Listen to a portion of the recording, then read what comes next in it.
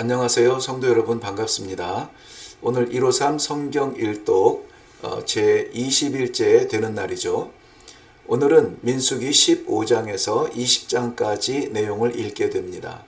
먼저 민수기 15장의 내용을 안내해 드리면 민수기 15장에는 제사들 그리고 제물의 종류, 방법들, 대상들이 기록되어져 있습니다.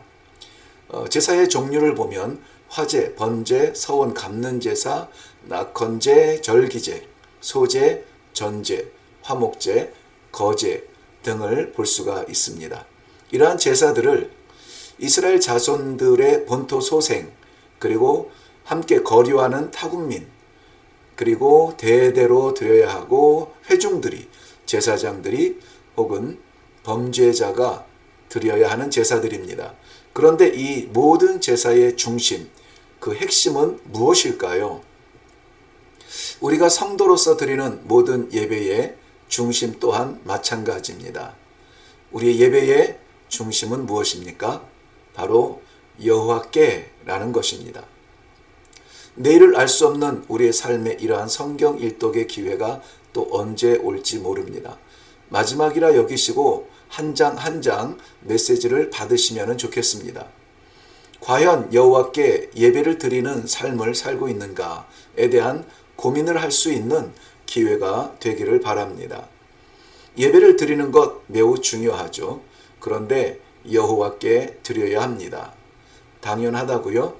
내가 만족하는 그러한 예배는 내게 드리는 것입니다. 예배는 우리의 희생을 드리는 것이고 하나님께 영광을 올리는 것입니다. 민수기 16장입니다. 망각의 부작용을 생각하게 합니다. 미리암과 아론이 모세를 향하여 목소리를 세웠다가 하나님의 책망을 받았었죠. 그런데 또다시 모세를 향하여 당을 짓고 일어나 대항을 하는 사람들이 있습니다. 1절에 보면 고라와 다단, 아비람과 온이 대표적인 인물들입니다. 16장에는 일어나는 자와 엎드리는 자가 대비되어 비교되어 나타나고 있습니다. 고라와 다단, 아비람과 그 추종자들, 그 회중들 앞에 선 모세와 아론의 위기는 무엇이었습니까? 마치 850대 1의 대결이 벌어진 갈멜산의 장면과 같지 않습니까? 그러나 하나님은 모세의 회중을 살리려는 간청으로 회중들은 물러가게 하시고 고라와 다단, 아비람과 그에 속한 모든 것들을 땅을 갈라 산채로 스올에 빠뜨리게 하십니다. 그리고 추종했던 250명이 불의 심판을 받습니다.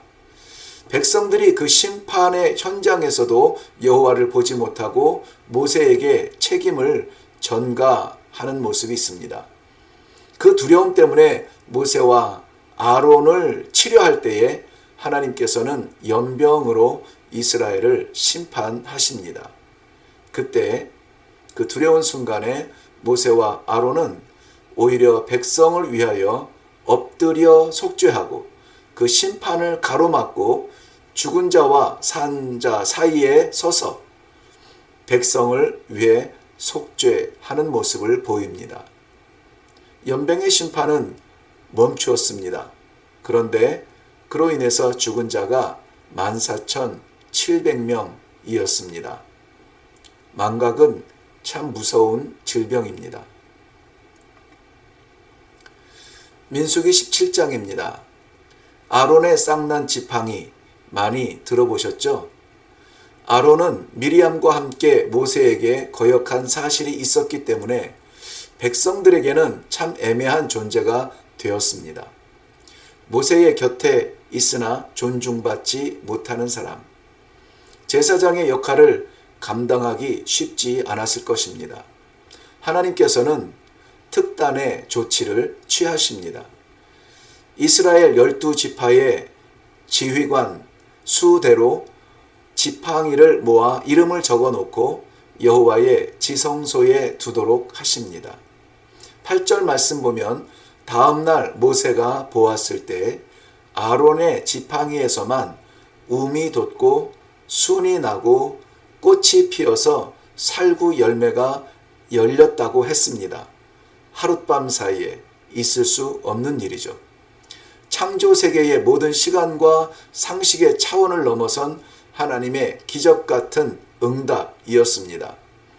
그리고 하나님의 언약궤에 함께 두어 백성의 여론이 아니라 하나님의 약속대로 되어짐을 알게 하셨습니다. 민수기 18장입니다. 제사장의 직무와 특권을 설명하고 있습니다.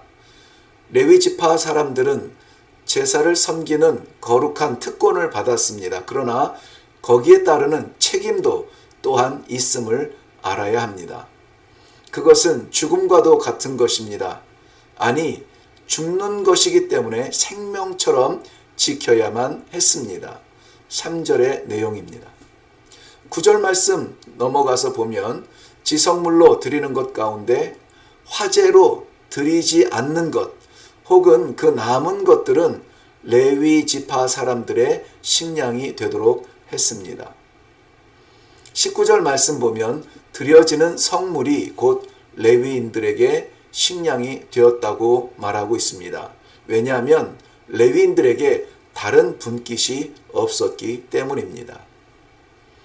11절 말씀으로 거슬러가 보면 제사장들에게는 요제와 거제로 드리는 것들이 식물이 되었습니다. 흔들어 드리는 것, 그리고 올려서 받쳐 드리는 것, 태워서 드리는 것은 타서 없어지는 것이기 때문에 식물이 될 수 없었겠죠. 그리고 백성들의 구별된 11조가 제사장들의 거룩한 제사를 돕는 일에 쓰이도록 하셨습니다. 민수기 19장입니다. 제사장의 속죄제를 통한 정결 예식을 볼 수 있습니다. 흠이 없고 아직 멍에를 매지 아니한 붉은 암송아지가 드려집니다. 이 제물은 진영 밖에서 죽게 되며 7번 회막을 향하여 피를 뿌리고 가죽, 피, 고기, 똥을 불사르고 백향목, 우슬초, 청색실, 이게 다 정결의 상징인데요.